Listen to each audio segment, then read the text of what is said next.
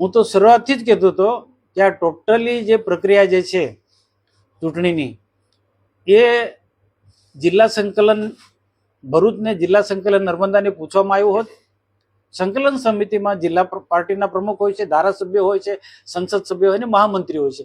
આ બધાઓ જ એવું નક્કી કરતા કે કયા વિભાગમાંથી પાર્ટીના કયા કયા કયા ઉમેદવાર રાખવા, તો આ વિવાદ જ ના થયો હોત. પરંતુ કોકનો કોક કારણ, કેટલાક લોકોની મહત્વકાંક્ષાના કારણે આ જિલ્લાને પૂછ્યા વગર ઉમેદવારો નક્કી કર્યા, પાર્ટીમાં પ્રદેશમાં મોકલી આપ્યા. પ્રદેશની આની તો ખબર ન હોય, એટલે પ્રદેશે એક ભરોસો રાખીને એ બધાને મેન્ડેટ આપી દીધા 14 ને.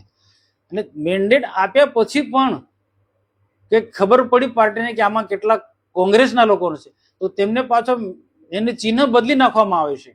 તો આ જે પ્રક્રિયા જે છે એ તદ્દન ખોટી રીતના થઈ રહી છે. આ પાર્ટીને આવનારા દિવસોમાં બહુ ભયંકર રીતના નુકસાન થઈ રહ્યું છે. સ્વાભાવિક સ્પષ્ટપણે હું કહી શકું છું, હું કોઈની તરફદારી નથી કરતો. મારા માટે અરુણસિંહ પણ તેટલા સન્માન્ય છે, ઘનશ્યામ પટેલ પણ મારા માટે સન્માન્ય છે, પણ પાર્ટીમાં જે પ્રક્રિયા થઈ રહી છે એ ખોટી છે.